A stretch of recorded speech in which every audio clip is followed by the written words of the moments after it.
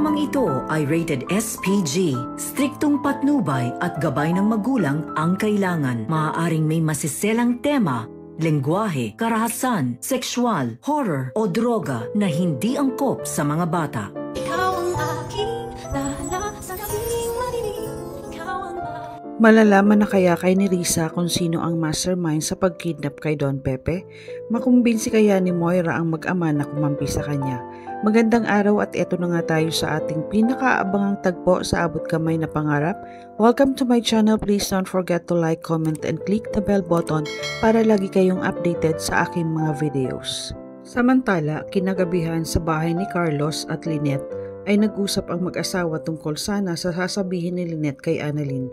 Kaya naitanong ni Carlos kay Lynette na kaya mo ba kinausap si Annalyn ay isusumbong mo ang nangyari sa atin? Tumingin si Lynette kay Carlos at sinabi na hindi ako magsusumbong kay Annalyn. Nagtatanong lang siya sa akin kung ano ang sinabi mo ay yun din naman ang sasabihin ko sa kanya. Sinuyo ni Carlos si Lynette kaya nilapitan niya ito para humingi ng pasensya.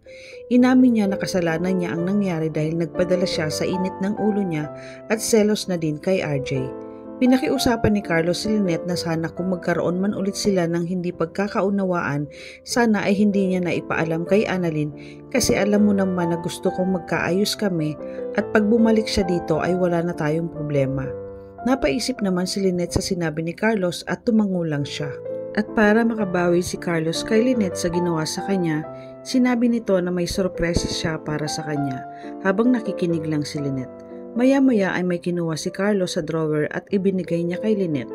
Nagulat si Lynette kung bakit nasa kanya ang passport niya.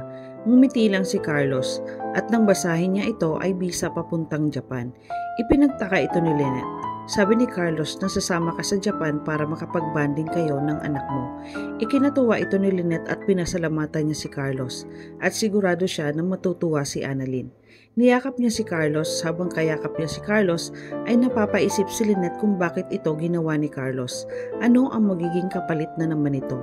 Pero hindi na niya muna ito iisipin dahil ang mas mahalaga ngayon ay makasama niya si Annalyn sa Japan dahil matutupad na ang mga pangarap nilang mag-ina. At habang nasa Japan si Annalyn at Lynette, sinusulit nila ang bawat oras na magkasama silang masaya. Laking pasasalamat din ni Annalyn kay Carlos sa pagpayag nito na makasama niya ang nanay Lynette niya. At habang ang dalawa ay nagsasaya sa Japan, ay siya naman pagbalik ng mag-inang Zoe at Moira sa Apex at nagsisimula na si Moira na gumawa ng paraan na makipagkampihan sa mag-amang Justin at Eric dahil pareho sila ng hinahangad. Samantala, sa office ni Giselle ay dumating ang pulis para ipakita kay Giselle ang nakuha nilang pictures sa CCTV ng sasakyan na sinasabing ginamit at nakita ng eyewitness na lumabas sa hideout ng mga kidnappers. Inabot nila to kay Giselle at tiningnan maigi ni Giselle ang mga litrato ng sasakyan at inalala niya kung saan niya ito nakita nang bigla niyang naalala na ito ang kotse na minamaneho ni Moira nung sinundan nila ito bago natagpuan ang papa nila. At ipinagdiinan pa ni Giselle na hindi siya pwedeng magkamali dahil kitang-kita niya na si Moira ang nagmamaneho ng sasakyan. Galit na galit si Giselle dahil totoo lahat ang mga hinala niya na may kinalaman talaga ang mag-ina sa nangyari sa papa niya. At ngayon nga ay unti-unti nang lumalabas ang katotohanan. Hindi naman makapaniwala ang pulis sa mga sinabi ni Giselle. Sabi ng pulis kay Giselle na hindi si Moira ang may-ari ng sasakyan at galit na sinabi ni Giselle sa pulis na sino. Sabi ng pulis na si Nerissa Sandoval po. Ikinagulat ito ni Giselle kaya mas lalong nagalit si Giselle dahil ito ang sanggang dikit na kaibigan ni Moira at mukhang naging kasabwat din nila si Nerissa. Sabi ni Giselle na kailangan natin puntahan si Nerissa agad at baka malaman niya pa ito at tumakas siya. Sabi ng pulis na pupuntahan po namin talaga siya pagkatapos natin mag-usap para maitanong din sa kanya kung siya ang may-ari ng sasakyan na ito.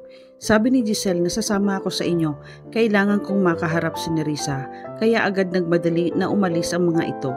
Sa kabilang dako naman, ikinatuwa ni Eric ang nangyayari ngayon kay Giselle at Moira dahil nagkakagulo sila. Agad niyang pinapunta sa opisina niya si Justin para kausapin ito tungkol sa plano nila kung paano nila mapapabagsak ang Apex. Sabi ni Eric kay Justin na ito na ang tamang pagkakataon na gawin natin ang plano natin habang nagkakagulo sila dahil kay Moira. Natuwa naman si Justin dahil sa wakas ay sisimulan na nila ang planong pabagsakin ang Apex at si Giselle. Naitanong niya kay Eric kung ano ang gagawin nila. Sabi ni Eric na babaguhin ko ang mga budget ng lokasyon ng lahat ng departments at gagawa ako ng isang department sa account ko at doon lahat papasok ang mga pera na hindi nila namamalayan na unti-unti nang nauubos ang pera nila na hindi napapansin ni Giselle. At makakaganti na tayo sa kanila sa lahat ng ginawa nila sa ating dalawa. Natuwa naman si Justin sa mga plano ni Eric at mukhang umaayon sa kanila ang panahon para makaganti kay Giselle dahil habang sila ay nagkakagulo kay Moira, tayo naman ay kumikilos sa pagbagsak ng Apex at ni Giselle. Samantala, agad nakarating ang mga pulis at si Giselle sa kondo ni Nerissa at nagkataon naman na palabas si Nerissa. Ikinagulat ni Nerissa nang makita niya si Giselle na may mga kasamang pulis kaya natakot itong si Nerissa. Nilapitan ni Giselle si Nerissa at sinabihan niya ito na hindi ka makakatakas Nerissa at inutusan ni Giselle na hulihin si Nerissa. Tinanong ni Nerissa kung bakit siya huhulihin ng mga pulis. Ipinakita ni Giselle ang litrato ng sasakyan niya nung ginamit ito ni Moira. Sabi ni Giselle, di ba sasakyan mo ito na ginamit ni Moira? Ikinagulat ni Nerissa nang makita niya ang sasakyan niya. Kaya nagtangkang tumakas ito kaya hinabol siya ng mga pulis at ni Giselle. Inabutan nila ito sa labas at nagpupumigla si Nerissa habang sinasabi niya na sir wala akong kasalanan. Siniganawa naman siya ni Giselle at sabihin mo yan sa korte dahil nakita ko na itong sasakyan mo ang ginamit ng mga kidnappers ni Papa kaya hindi mo maikakaila sa amin na yan ang kotse mo. Kaya takot na umiiyak si Nerissa na sinasabi kay Giselle na hindi ako yun. Wala akong alam sa nangyari sa papa mo. Ginamit lang nila ang kotse ko nung kinidnap si Sir Pepe. Ikinagulat ni Giselle ang sinabi ni Nerissa. Kaya tinanong ito ni Giselle kung sino ang gumamit ng sasakyan mo nung kinidnap si Papa. Hindi makasagot si Nerissa dahil malilintikan siya kay Moira kapag sinabi niya ang totoo. Kaya itinanggi ni Nerissa na may alam siya at kailangan niya munang makausap si Moira. Ikinagalit naman ito ni Giselle at pinagtatakpan mo pa talaga si Moira?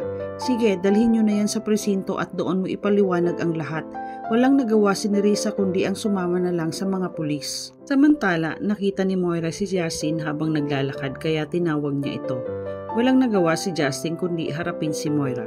Sabi ni Moira, isang tanong lang Justin, ito bang ginagawa nyo ng daddy mo ay parte ng pamamaraan nyo para panatilihing malapit ang inyong mga kaibigan, ngunit ang inyong mga kaaway ay mas malapit?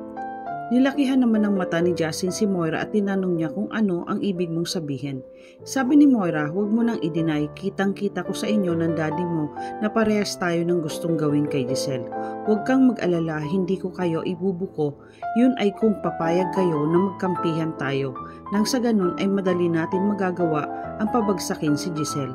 Hindi naman natuwa si Justin sa sinabi ni Moira at sinabihan niya ito na hindi namin kailangan ng tulong mo.